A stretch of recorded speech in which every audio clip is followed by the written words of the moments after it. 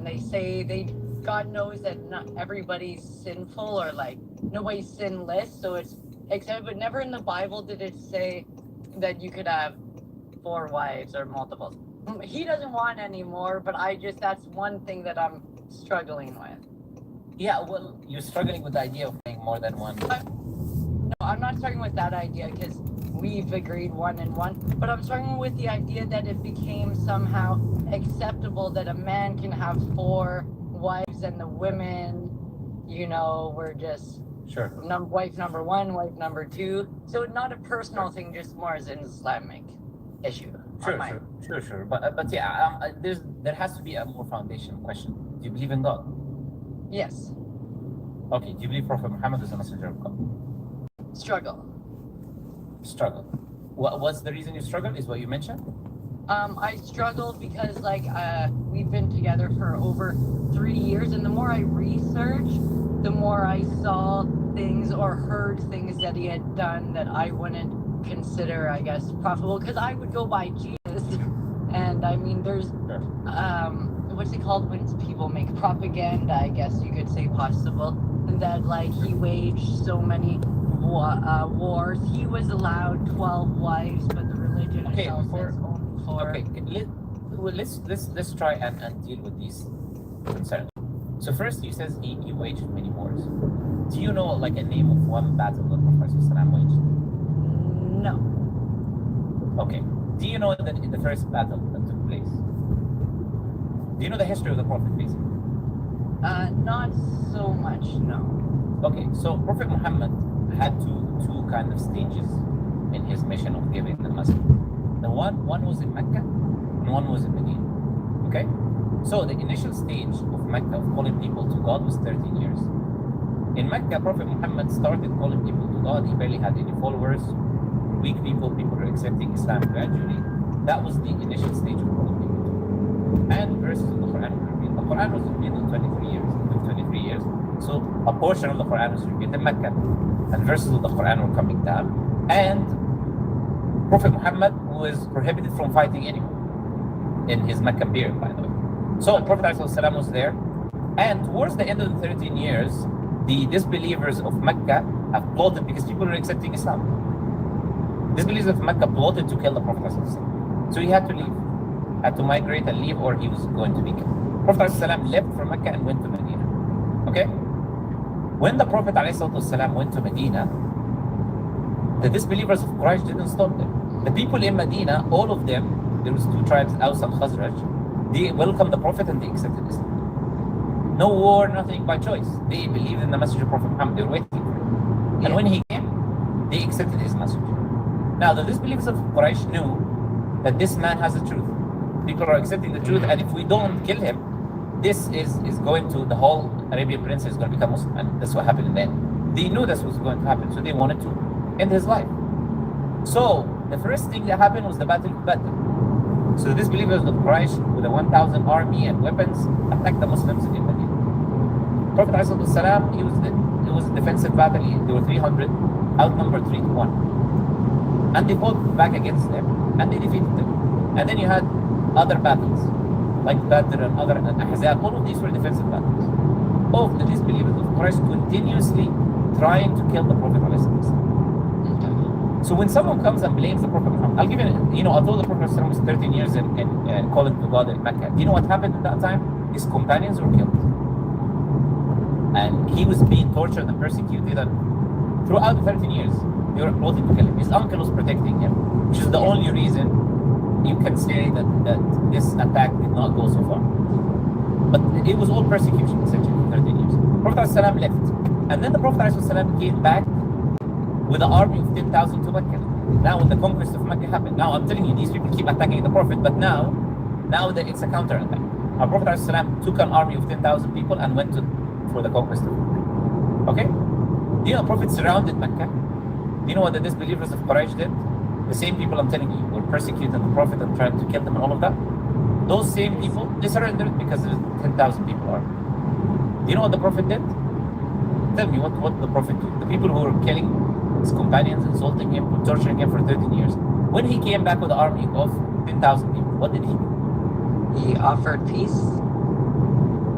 but we were just saying he wages wars and he kills people. Yeah. So if this isn't true, then what should he Well, I be don't doing? know. I'm taking a guess on what you're gonna.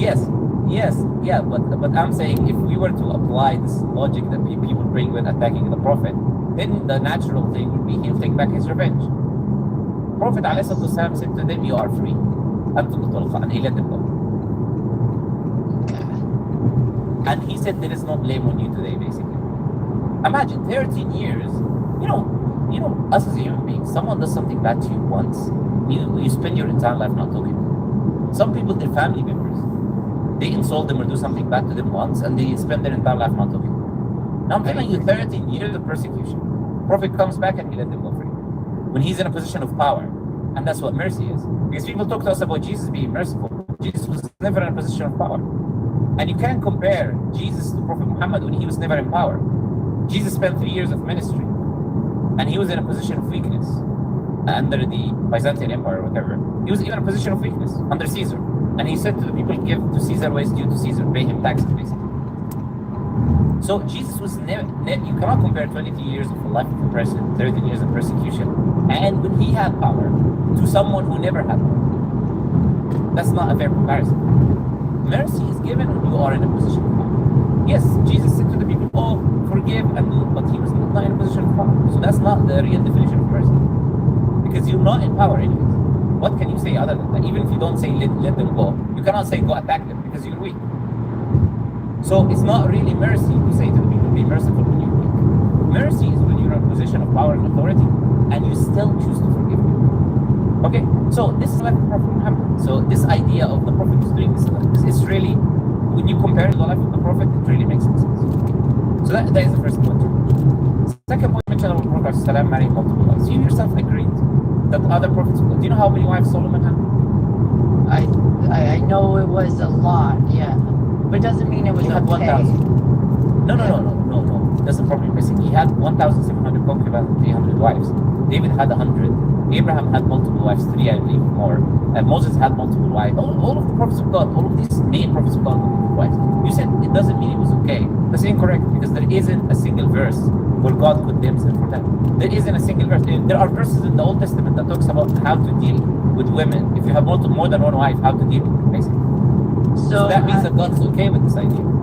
In the Bible, you just have to quote it yourself type thing because I can tell you where it is. But there is scriptures that say, per the prophets that did have multiple wives, tons of how do you say that word? Catastrophes end up happening. Like either all their children that were born would die, their wives would die. No, that's not true. Actually, no.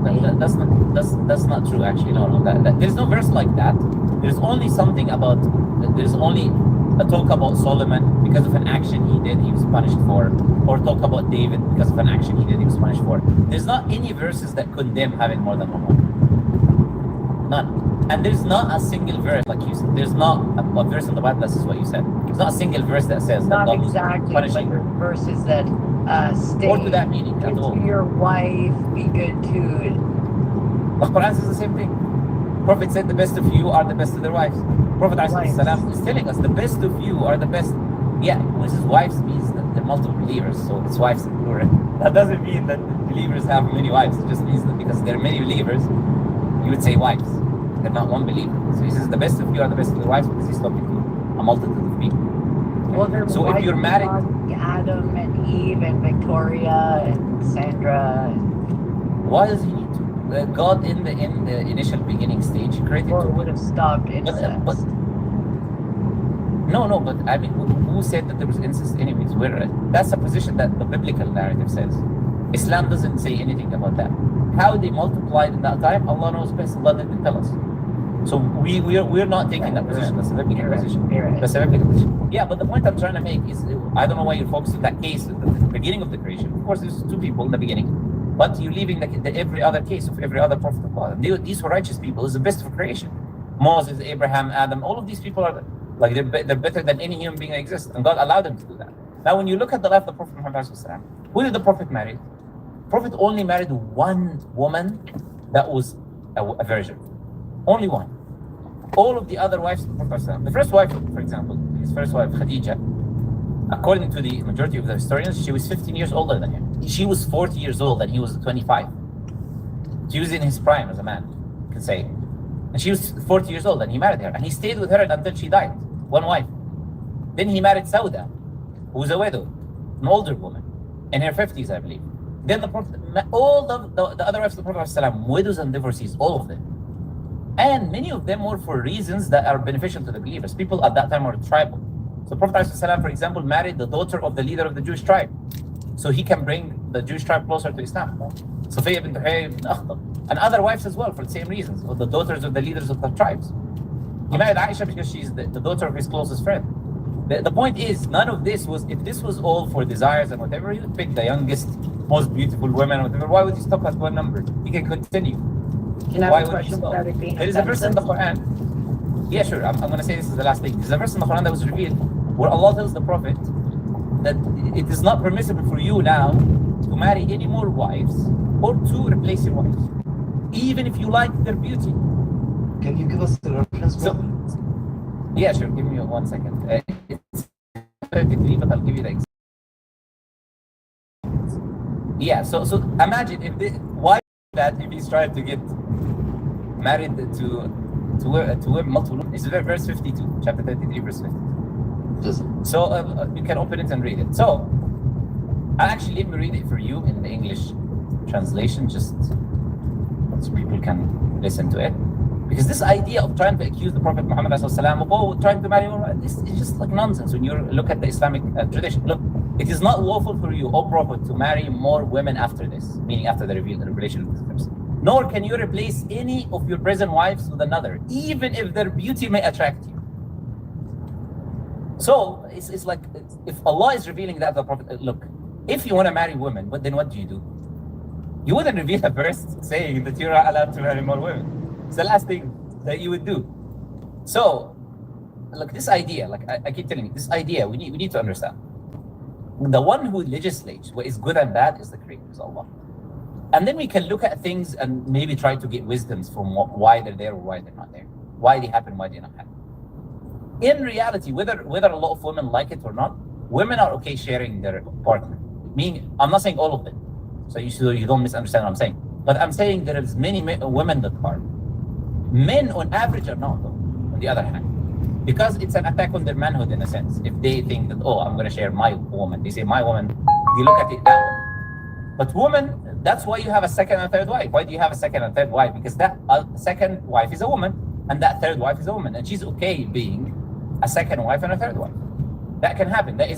Allah has left that in the nature. But what you need to understand, sister, is there is in the end a choice for the woman. Why is it a choice? Because if a woman doesn't want the husband to marry more than one wife, she has, according to a school of thought in Islam, she has the option to write in the marriage contract that the husband is not allowed to marry more than one wife. And if the husband agrees, if he breaks that, then she's allowed to separate from him. And she will keep her mahr, her marital gift. She now has the power to break the contract because he broke one of the rules in the contract. So a woman, if she really has an issue with that, she can do that. And then she can find a man that is okay with that. And then the marriage contract can be done. So it's a choice in the end. Right? But there are women that are okay and want to be second wives. They see a man, they like that man a lot. They believe they're not going to easily find a man like that. And he's married. And they're okay, even if they're going to be a second wife, as long as they are with that person. So why do we prohibit that right of these other women that want to get married? Why? Also, I mean, in reality, if you look at the West, generally, in European countries and America, for instance, women are more than men. The population of women are more than men. If we were to apply this idea that every man marries a woman, for instance, can you tell me what would be the solution for the women left that don't have a husband? It would probably go the way that Muhammad, why can't I hear him?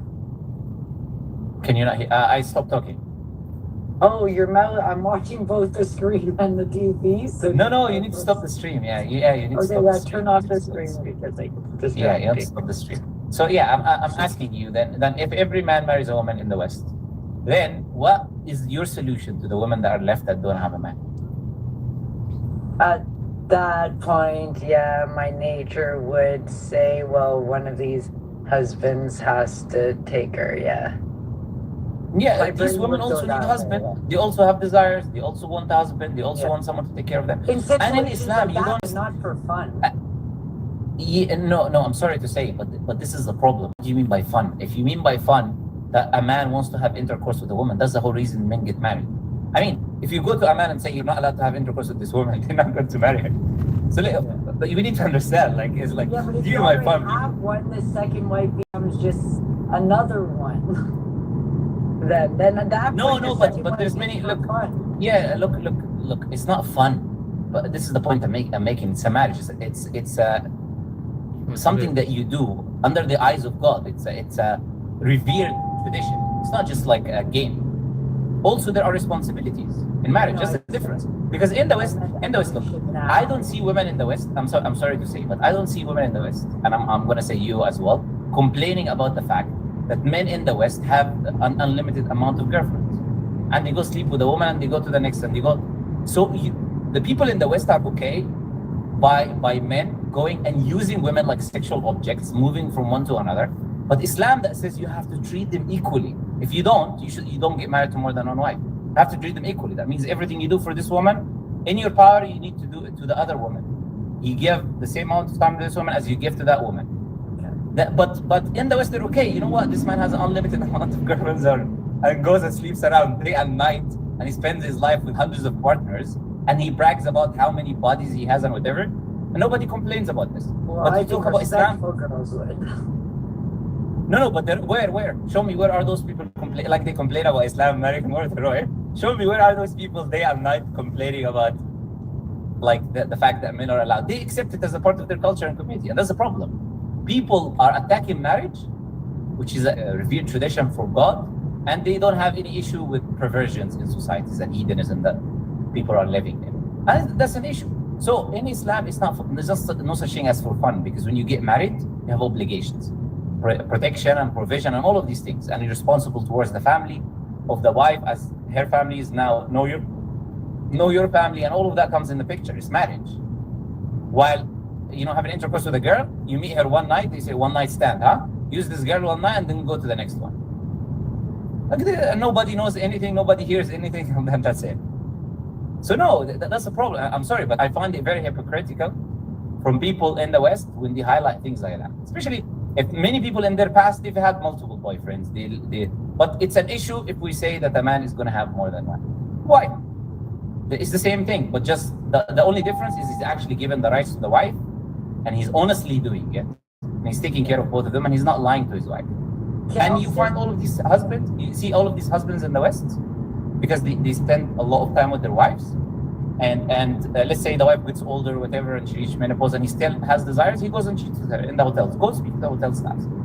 I stay in hotels a lot because I travel a lot. Speak to any hotel staff.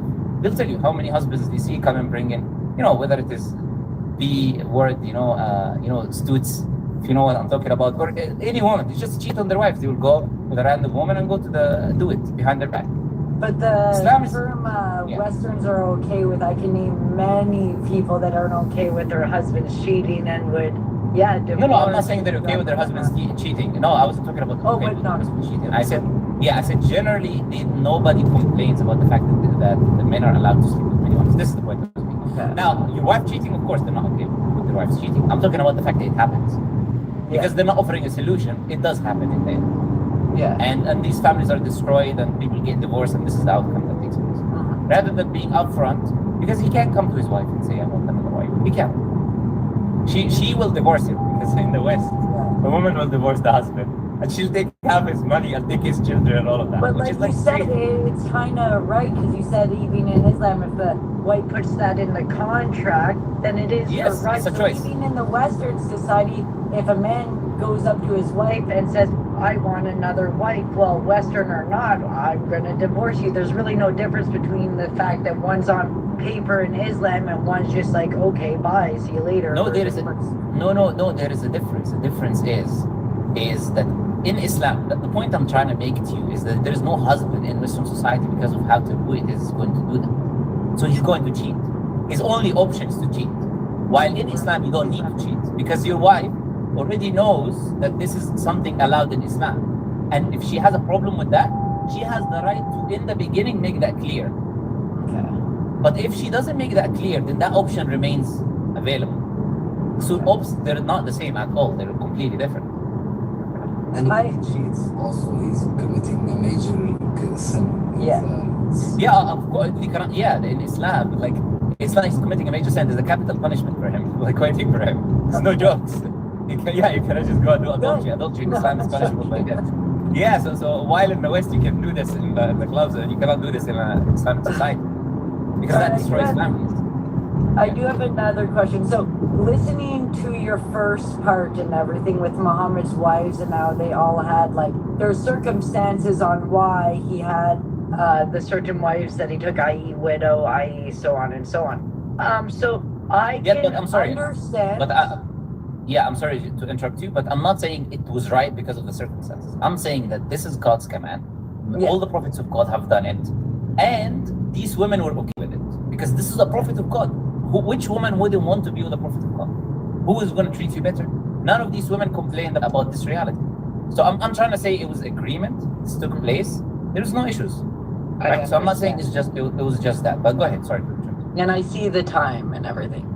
So No. my issue that I do have sort of is, so therefore, by what I just said, I can understand Aisha, and given she was made to be married to somebody else and he was best friends with the father and everything. So I can understand the marriage. What my brain can't comprehend is, because I do have 2 kids, one is a young little girl, is the fact that it had to be consummated at 9 years old.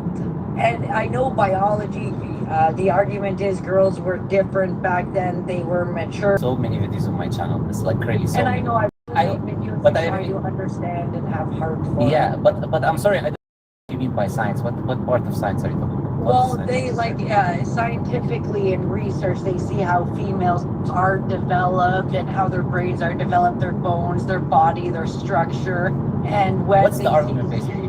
Yeah. My argument is, why did he have to consummate the marriage at 9? Why not wait till 8? No. What's the scientific argument you're making? What's the scientific argument you're making? Well, there's no scientific argument really. There's just. Sure. Do you know when the woman's brain is fully developed scientifically? Nowadays, definitely not 9, but. No, I didn't say it was 9. I was saying, I ask you what age? For girls, I'd between 14 to 16. That's incorrect. It's 25 years old. And that's why the brain full development is not criteria for marriage, or else you put the age of marriage as 25, which is ridiculous.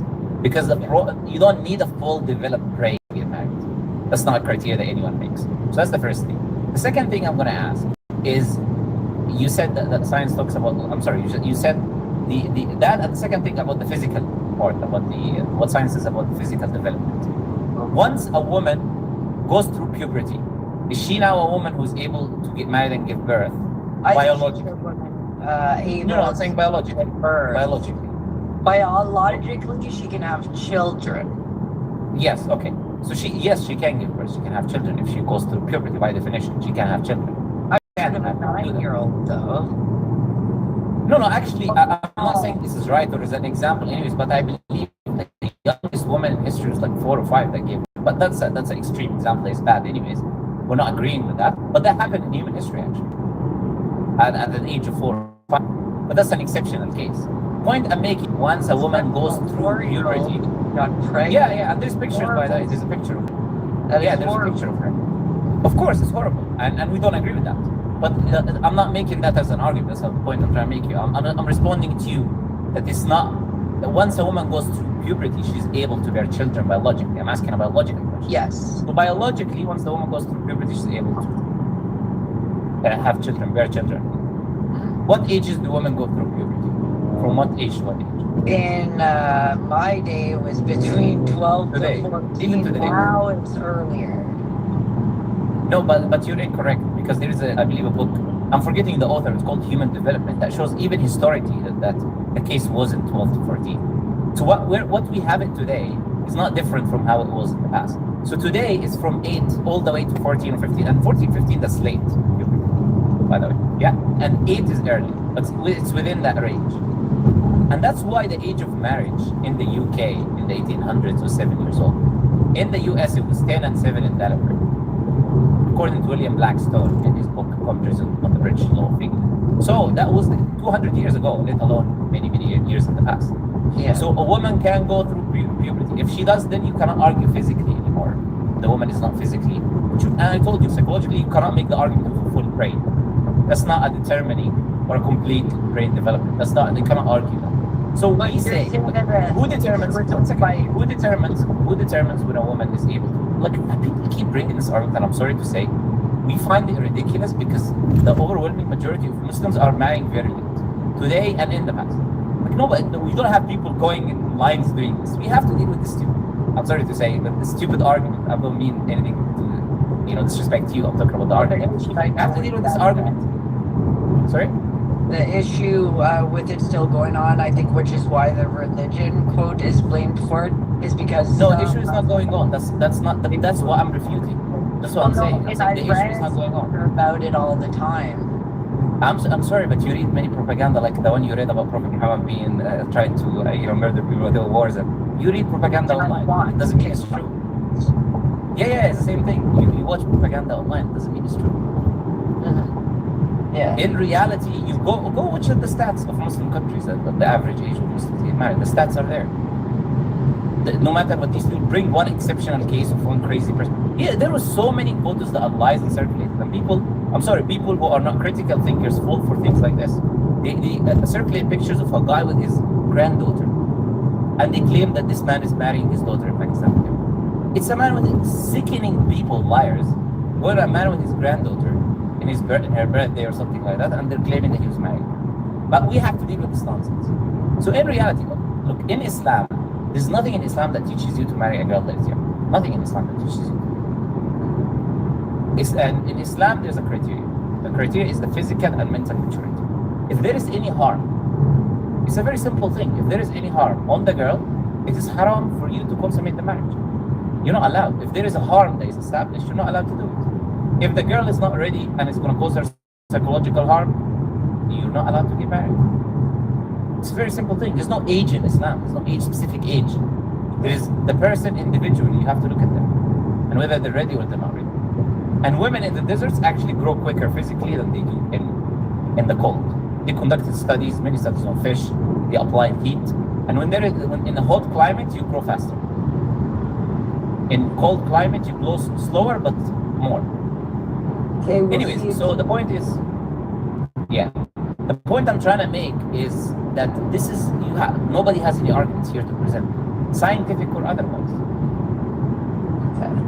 So another problem, again, the one you might be able to break, and I mean, I could go on with you for 5 hours, so we won't make that. Yeah, there's also the claim that in the Bible, it is written that the devil will also disguise himself as an angel of light. And when Muhammad described, and it also states that none of the other prophets were scared when they were, and also when they were visited by God, because it said in the Bible that God is actually. You're a bit distracted. Look, you moved in so many points. Like we have to take one by one. So first thing is, you say when the Bible says that the devil will appear to you as an angel of light. Paul is saying, not right? Paul is saying this. Do you know what Paul saw in his vision to Damascus? No. He saw light. So I think if anyone is concerned about the devil coming to you, you should be concerned about Paul following the devil. When it comes to Prophet Muhammad, he didn't see light. And we don't say Angel Gabriel is the angel of light. So this verse doesn't apply in any shape. So honestly, I don't understand how Christians read this stuff and they don't see that Paul. You should have a problem with Paul before they talk about Prophet Muhammad, because he's the one who saw light. His mission to Damascus and heard the voice. So he literally saw the devil coming to him, and people are still following Paul. So Prophet Muhammad saw Angel Gabriel. Angel Gabriel came to Prophet Muhammad. Prophet Muhammad was frightened because you're seeing an extraterrestrial being. Me and you, we don't see angels, they're not of the creation of this life that we see, something that is extraterrestrial. So you're going to be frightened, of course. Then the angel pressed the prophet to calm him down, and then he gave him verses of the revelation. But that was the only first encounter. Of course, you're going to be frightened in the initial meeting. Then the angel Gabriel came to the Prophet ﷺ throughout his 23 years of revelation. Even some of the companions saw him, and he gave revelation to the Prophet. So what is the issue? The clean garment story. Sorry, what's that? Clean garment. When angel. But I was hoping for her to bring his stuff. Now you're bringing stuff too. What's going on here? Oh, no, I'm helping. I was. No worries. Remember, Go ahead. they saw Angel Gabriel come as a human, and the way they knew he was an angel was because he showed up in the middle of the desert. He was clean dressed. Yes. Yeah, okay, that's what you mean. Yes. Yeah, so Angel Gabriel came in the form of a human being. He had very dark hair and very white clothes, and there's no signs of travel. And at that time, essentially, you wouldn't know, you would easily know if someone's traveling or not, because you know the people in your community. And if they're traveling to you, you'll see them. They will have signs of travel. So yeah, anyways, but there's one encounter, multiple encounters that the Angel Gabriel came to the Prophet. Sometimes multiple encounters with the companions saw the Prophet receive revelation from God. So for argument's sake, because Christians say their book is the Word of God, Catholics, because there are different divisions, these people, those people, what would you say to somebody who was uncertain to say why the Quran is the Word of God with no hesitations, besides blind faith that the Christians say to have? Yeah, so the way we would know for a fact, without shadow of a doubt, that Prophet Muhammad is a messenger of God and the Quran is from God, is because the Quran displays certain things that it's impossible for a human to do. For instance, the Quran has multiple prophecies of the future. None of them are false. I'm not talking about vague stuff like people be quoting in the Bible and here or there. We're talking about clear stuff. Prophecies that are time-bound, prophecies about specific individuals, prophecies about specific places, like Prophet Muhammad naming the countries that will become Muslim, mentioning Sham region, which includes Lebanon, Palestine, Syria. This was before Islam entered them. Prophet Muhammad said that Islam will enter there and they will be Muslim countries. Egypt, Iraq, India, Pakistan, Turkey, present-day Constantinople, all of these countries, Prophet mentioned them. He mentioned prophecies specifically about individuals. Like, for example, Abu Lahab, who was an enemy of the Prophet, he was his uncle. And the Quran made the Prophet, he will die upon disbelief. And when this verse it was revealed, it was 10 years, he could have disproved this prophecy, but he died on disbelief, him and his wife. There's multiple prophecies, basically, that I can bring forth at the time of the Prophet and even today, that are happening in front of our own eyes. Like the Prophet said, you'll see the barefoot Bedouin Arabs competing in building the tallest buildings. Today, the tallest building in the world is Burj Khalifa in Dubai. And you have other Bedouin countries competing with them. So these specific kind of prophecies, which I mentioned many times in my videos, many prophecies in the future. The Quran talks about the natural world. Talks about things that today, with our scientific advancement, now we're learning what the Quran is saying. Quran surpasses the knowledge that we have with all of our equipment. And when you go back 1,400 years ago, but why can you only be a true Muslim if you learn Arabic and do the prayers in Arabic and recite it a certain... Okay, but have we moved from the first question? Have we moved down? There are multiple, basically, evidences that Prophet Muhammad is a prophet. I just gave a few examples, but there's many evidence. So we established that Islam, unlike Christianity and other religions, is not based on blind faith. It's based on proof. So now, if we agree that Islam is from God, then if God told me to pray in Japanese, I'll pray in Japanese. If God told me to pray in Russian, I'll learn Russian. In the prayer, you recite Al-Fatiha, which is a very small chapter, right? A very small chapter of the Quran. I can recite to you right now in a minute. And very few other words. Subhanallah, Subhan Rabbil A'la, Subhan Rabbil Azim. These very few words, like three letters, and you can pray. So Allah is not saying learn the Arabic language. You're not a true Muslim until you learn the Arabic language. No.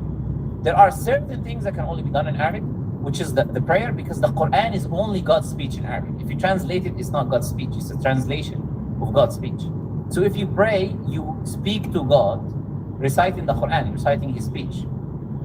So it has to be done in the original language. But that's only the prayer. It's not a necessary thing for someone to learn the Arabic language to become a Muslim. Over 80% of Muslims are non-Arabs. Over 80% of Muslims are non-Arabs. Someone is commenting saying it took me 3 days to learn the prayer. It's not a difficult thing for someone to learn.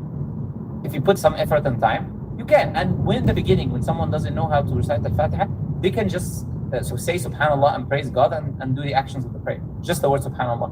Until they learn, they're taking their time. There is no rush. So if 80% of people are non-Arabs, it's definitely not a requirement for you to speak Arabic to become Muslim. Allah says in the Quran, Prophet Muhammad is sent as a mercy to the mankind, all of mankind. Prophet said, Inni Rasulullah ilaykum jami'an. I'm the messenger of God to you, all of you. Not just Arabs or not everyone. So God knows like everything. So he would know one day Islam, I'm sorry, and I don't mean this in a rude way, but worldly would be one of the hated religions. So why wouldn't he have prevented that from happening if it is the word of God? Like he knew one day it would come down to this where everybody was attacking it, and obviously Israel doing their things. Yeah, the Prophet told us actually. Prophet told us already. He told us two things. First, one narration the Prophet said he asked Allah for three things. That the whole Islamic nation is not destroyed by a famine or a disease or something. And Allah granted him that. And he asked Allah that the whole nation is not going to be destroyed by an enemy, that all gather on them and completely annihilate Muslims. There is no more Muslims left. And Allah granted him that. Then he asked Allah for the ummah will not, the nation is not going to be divided, but Allah denied him that. So there will be division. And then these divisions will cause weakness. And that weakness will allow all of these nations to attack. The Prophet told us that nations will gather upon you like the people gather on the feast. Like you see people gathering on the feast, we are going to be the feast. And they will persecute us and kill us. The Prophet told us that. So the companion asked the Prophet, will we be few in numbers? The Prophet said, no, you will be like the foam on the sea. Look today, 2 billion people. Foam on the sea, plenty of people. But the Prophet said, the weakness, wahan, will happen to you, which is that you will love this life and you will hate death. So if you love the materialistic life and you hate death, then you become weak. Then you're saying, why is Allah allowing this, even though He told us this will happen 1,400 years ago? Because this life is a test, and that's the whole point of why the Prophet is telling us. This is a test. The test will happen to you. Allah tells us in the Quran, we will test you with loss of life, hunger, and loss of wealth, and loss of children, and give glad tidings to those who are patient. This is the test that we're in. Allah promised us this will happen. That's what the test that we're doing. That's why you go to paradise by passing the test, and test requires difficulties. So, one more thing, why is half the women in hell? More than half? Why are all the women in hell? We don't believe that. That's false. We don't believe it. Okay, so that's not a true hadith. No. There is a hadith that says that the majority of the residents of hellfire are women. But that doesn't mean the majority of women are in hellfire. That's very different. So if I say the majority of residents of a specific place are women, doesn't mean the majority of women are. So if I say the majority of people in this class are women, it doesn't mean all women are in the class. It's not the same thing. It's very different. So in hellfire, it will be majority women. Yes, that is the case. But many scholars have said that in paradise, there will be majority women as well. I was telling you how, like in the West, you can see that women are more than men anyways. But in paradise, if you count, you'll find more women than men. So it's just a realistic thing that is going to happen. But nobody is going to be in hellfire except if they choose to do evil and disobey God. So basically, no injustice is happening to anyone. But nothing says more than half of women are in hellfire. So what about all the people that don't know the truth and they're guided by the propaganda? Does that mean they end up in hell because this world screwed them up, pardon, that they couldn't figure it out and they'd be damned for that? If someone doesn't get the message, if Allah says in the Quran chapter 17, if someone doesn't receive the message, they have a different test on the Day of Judgment. Allah says, وَمَا كُنَّا مُعَذِّبِينَ حَتَّى نَبْعَثَ رَسُولًا. We're not going to punish the people until we send them a message. What do you mean by receive the message? Somebody just telling them that Islam's the truth? Someone giving you answering questions, giving you evidences why Islam is the truth, telling you about the religion. Obviously, you're reading the Quran. These are all examples. And the one who determines you fully receive the message is God. It's not me. That's why He's the one who's going to punish and reward.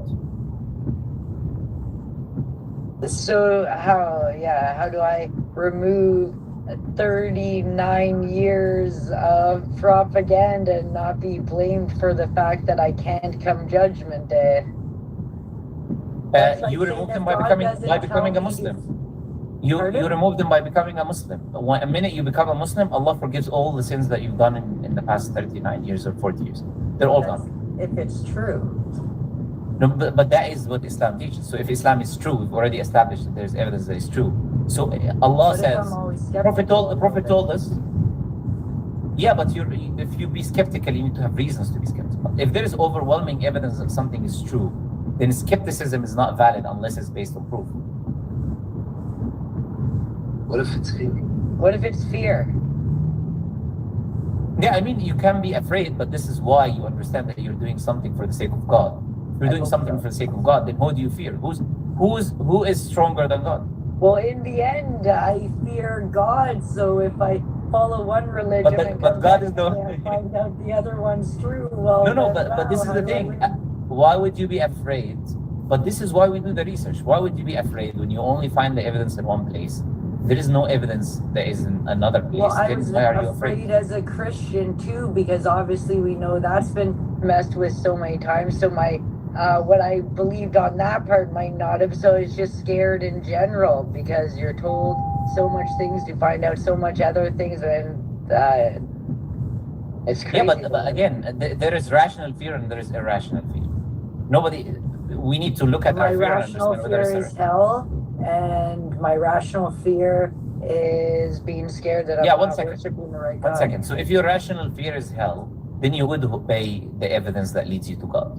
And my rational wouldn't do the fear is opposite. being worried that I'm worshiping the wrong God.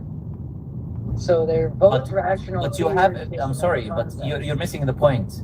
You worship that God after establishing with evidence that He's God. So you cannot fear that He's the wrong God when you already established that He's the right God. You only worship after realizing that this is the truth. How are you going to fear when you already established that this is the truth? Well, what if I never get there? Will I go to hell? But you're already here. I am. Where is your rational? Where is your fear rational? that it's not the case. No. Yeah, You went on, for instance, you went on and asked like 15 questions or something. Where are the answers? Pardon? Where are the answers of the questions you asked? Where are the answers? Yes. Where are they answered? Where are the questions answered? They are answered by you from a book. No, I'm not saying where. I'm saying WERE. Where are they or were they not answered? Were they answered? Yeah, were they answered? Yeah, they were answered. Okay, so if the your questions were answered and the evidences have been given to you, then where is the rational fear? Well, are you going to answer the rest of my 500 other questions? But then you're not approaching this with sincerity, because there are foundational questions and not foundational questions. Foundational questions is the ones that would establish this is from God. Once this is established from God, I have questions, or every Muslim has questions. Nobody.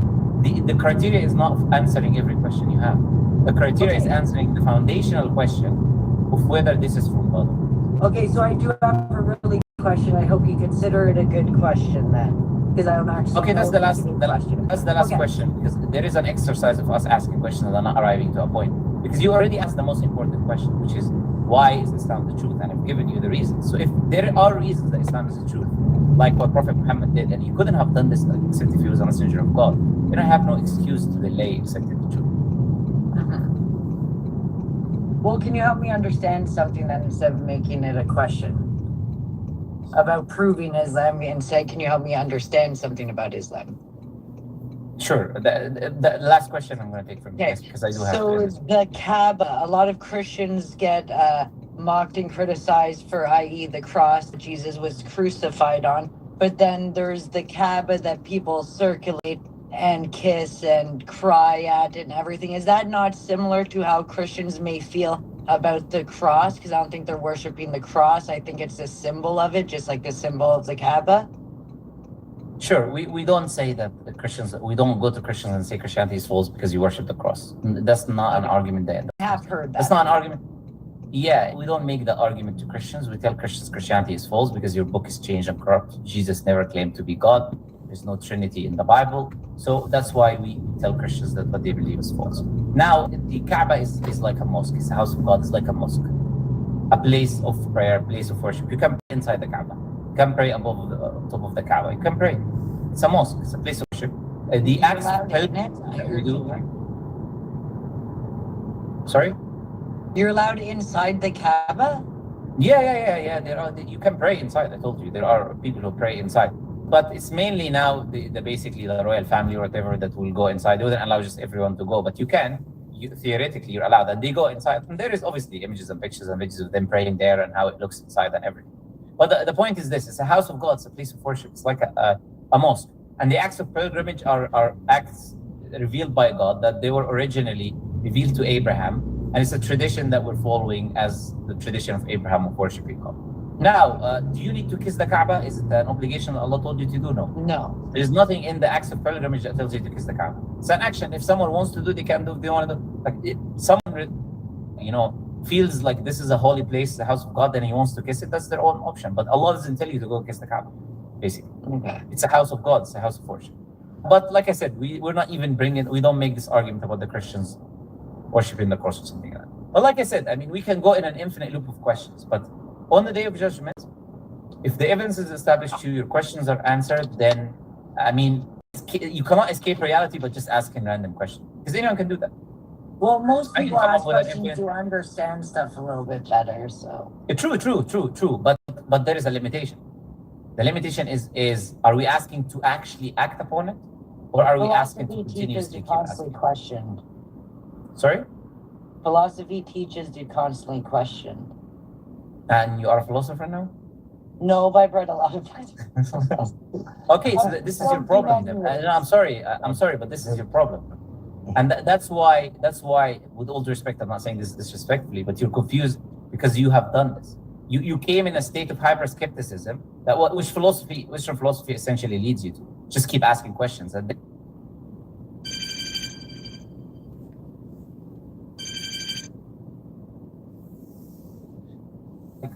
of not, you look at like idiots like Descartes, who spent a life journey of denying his own existence. Then he was like, I think, therefore I am. I actually exist. Bro, like 5-year-old a relative is going to tell you they think, therefore they are. like it's idiocy, with all the respect. People waste their time on this nonsense. They keep going in. That's why I'm telling you, you're not thinking with the intention, you're not asking questions with the intention of actually making decisions. You fell into the trap of hyper-skepticism, and you're in a loop, a never-ending loop. So my advice to you, the evidence has been established, move forward and take your step and become a Muslim, because excuses is not going to help on the day of judgment, Going in circles is not going to help. If the truth is there and has been established, then we need to move forward and take that step. So I hope that makes sense. And I appreciate you guys coming on. May Allah guide her to the truth. And yeah, if you need to accept Islam, you need to accept it upon understanding and actually practice in your life. And perhaps we need to be better examples as husbands as well, to reflect our religion, which that probably can help as well. All right. I'm going to let you guys go. No worries. I'm going to let you guys go. May Allah guide her to the truth.